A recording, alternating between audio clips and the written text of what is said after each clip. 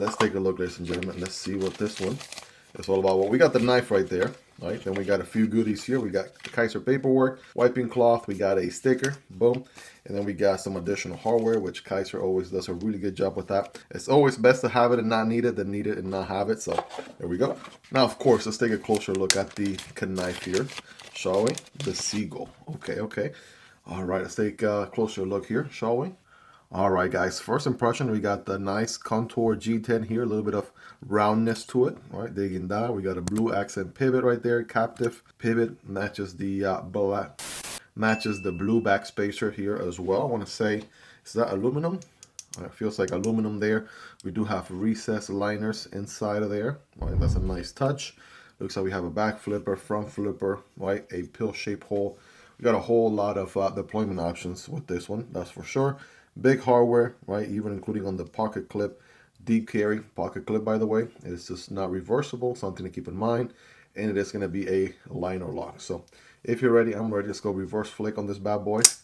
Oh, come on now, I feel really good. Let me do that again. Reverse flick. Oh, whew, okay. Down deployment, of course, as you would expect, with a nice opening hole. Sign me up. Front flipper, okay. Oh, come on, this one's going to be a fidget monster. And a very minimal back flipper right here. Just with the doctor order right there. I'm digging it already, ladies and gentlemen. Let's give it a nice little wipe here on the blade. Are we working with the hollow grind? Is this a hollow ground? Oh, yes, sirree. Yes, it is. Big, beautiful hollow ground right there. Absolutely digging it. Let's get a closer look here on this beautiful drop point blade. Can we go 5X? Let's go 5X. Why not? Look at that. Take in the beauty right there, ladies and gentlemen. Absolutely what the doctor order. Check out the little detail right here. A little bit of jimping in the front, a little bit of jimping also here. Good amount, by the way. That's a good, decent amount right there, right? Check out the other side, the Seagull AEBL steel. By the way, let me know how you guys like AEBL steel as compared to, say, D2, 14C, 28N, etc. You'll let me know. The satin finish is beautiful, tell you that. And again, it is a hollow ground, so I am absolutely already a fan. Sign me up. So blade looks beautiful. We do have like we said, a liner lock. So good access here from the show side. That's beautiful there. Easy to push to the left and disengage. Oh man, come on now. That feels good. And checking out the lockup right here, we got about what, 10-15% or so. It's happening way down there because again, remember, this is the back flipper part. This is what you'll see over here. So it's kind of difficult to see what the lockup looks like. Maybe from here, there we go, about 20-25% or so. Check that out. Okay, not bad at all. Nice and ergonomic, easy to disengage. It's nice and drop shotty. How about that? Reach around, absolutely works. Side of the index finger, oh, that works too. Come on now. Now my philosophy most times is, you know, for a good EDC knife, I do love to fidget with knives. So the more deployment options, the better. The more the merrier. That's my take. But again, yeah, this one definitely checks all those boxes, no doubt. Checking out the finger choil right here. We got a nice jimped finger choil. That is also nice. Absolutely digging that. Right, so we got jimping here all throughout the knife, which is great. We can forward choke on this bad boy. We even have a good plunge grind situation right here. A nice plunge grind that was made there. And that's obviously a nice touch, so you don't get a smile as you sharpen the knife. Now the ergos is where it's at, right? Check out the handle. It drops here towards the back. A little bit of a drop to it. Hammer grip here feels good. No doubt about it. Check that out. And of course, you can forward choke all day, right? That's exactly what I'm talking about. Even has a little bit of a nest muck nature to it. Like it kind of, is this straight? Not necessarily. It actually maybe goes up a little bit and down, very minimal. And it's just a looker. Like, take a look at this thing. It absolutely looks so good. And yeah, this is a Kizer design. We don't have a specific designer on this one, so it is an in-house design. Pocket clip is pretty decently comfortable. I do feel it if I squeeze really hard. I'm going to give it a good 9 out of 10 there. It's not reversible, even though, you know, sometimes when I fidget with my right hand and I get tired, switch over to my left hand and, you know, can use a liner lock all day, even if it's set up for a righty. So I don't know what the deal is with the non-reversible pocket clip. Seems like a missed opportunity. And I barely even have any dexterity on my left hand. So if I can do all that, obviously a lefty will be able to enjoy the knife just as well. So that being said, let's see here. I mean, action is great, you know, multiple deployment options, great ergos. That's a lot going for it, I'm gonna tell you that. Feels really good. This is some quick stats here for my knife nerds. Let's see where this one comes in at.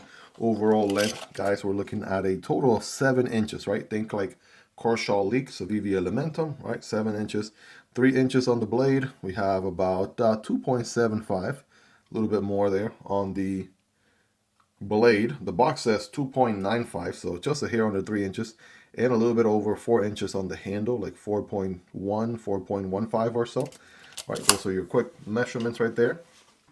While we're here, let's get a quick blade stock thickness coming in at 0.11, right? A little bit thinner than the average 0.12 in the channel. Handle thickness is 0.47, a little bit thinner than the average 0.5 in the channel. So those are all good. And a quick rapid fire weigh here, shall we? Let's see, we do have G10, we do have recessed liners, but we also have some milling going on. There we go. That's a good angle. We got some milling going on the inside, even in the back portion of the liner part, also in the top portion as well. And so that obviously is going to help a ton there with weight reduction. So I'm going to go with, let's see, 7-inch knife, bada bing, bada boom, 3.5 and between 3.5 and 4 ounces. All right, here we go. How about 3 on the dot, right? I need to calibrate a little bit better, Miguel. What you doing, right? 3 ounces on the dot. That is actually pretty good weight right there for EDC, 86 grams or 3 grams exactly on the dot. Absolutely sign me up, not too heavy, not too light. That is exactly what I'm talking about for EDC, ladies and gentlemen. Now, you know me, right? I like the big knives as much as I like the smaller knives and everything else in between. So to me, weight is not an issue. It's not something that I aim for, but, you know, good, decent, middle of the road weight. Obviously, that's going to be a no-brainer when it comes to, you know, EDC and whatnot, right? Absolutely makes things way easier, regardless of whatever you got going on, no doubt. Also wanted to mention here, the backspacer is your lanyard solution. So for my lanyard people, got definitely quite the opening there for your lanyard hole. Now some quick rapid fire size comparisons here, shall we? By the way, also being released this month, right, month of September, you guys got to check this one out. This one is the Raze from Kizer. It is a Mark Perez design. Just look at that thing. Wicked, wicked blade, and that gold titanium with the carbon fiber insert. Mwah, chef's kiss right there. And then we also got the Bulli right here. This is an Osho design, so check that one out. That's a crossbar lock. Looking pretty good. Also, many multiple deployment options as well. Rocking titanium, Mars Valley carbon right there. Absolutely the Sauce dual ground blade. I mean, Kizer is just killing it here in September. So they got some premium models. The Seagull obviously is going to be a little bit more on the affordable budget category, no doubt. And now next to some of the typical ones here on the channel, we got the MSI right there from Microtech. We got the Stitch, right? Both are obviously going to be a little bit larger. Both rocking Lex custom scales, linked below if you guys want to check them out. They completely changed the knife. They're both titanium. Love the milling on them. And I've been really carrying these a ton here. Not just size comparison knives, but also some of my favorite, you know, bigger folders in my collection. We got the PM2 right there. We got the Para 3. By the way, I'm looking for aftermarket scales for both PM2 and Para 3. Let me know in the comments what are the go-to brands, right, that make the best titanium milled. I want some milling to them, right? Best titanium milled aftermarket scales for PM2 and Para 3. Let me know, share some of that wisdom down below with me. I really appreciate it. Or obviously both of them are going to be a little bit bigger than the Seagull there, as you can see. And here again, I mean, this is what I kind of my type of knife right here. Monochromatic milled titanium handle, premium steel. There's the 80-20.5, which is a hair bigger. The Kunwu Chad is quite a bit bigger. You guys be the judge there. All these are linked down below if you guys want to check out prices, availability, and variants. Those support the channel when you use those links, but that's entirely up to you and at zero extra cost. I also have content on every single one of these knives, so if you put the knife name Miguel EDC on the search box, you'll find those videos right away. Well, there you guys have it. That is the new Seagull model from Kizer, in-house design with a savage hollow ground right there. Absolutely digging the geometry on this one. Great ergos, multiple deployment options, and best of all, a very affordable price. This one's on their budget category. I'll have it linked down below so you guys can check out those prices, availability, variants, and all that good stuff. Links in the pinned comment and the description for this knife and every other knife you saw in this video, guys. But most importantly, let me know your thoughts on this one. All right, let's hang out in the comment section down below. What do you guys like about it? What do you guys love about it? Is there anything you dislike about it? Let me know. I want to hear your feedback in the comments. Hope you guys really enjoyed this one. If you made it to the end, you're the real MVP. Hope you guys have a wonderful rest of your day. Take care, and I'll see you on the next one, either this one or this one. Peace.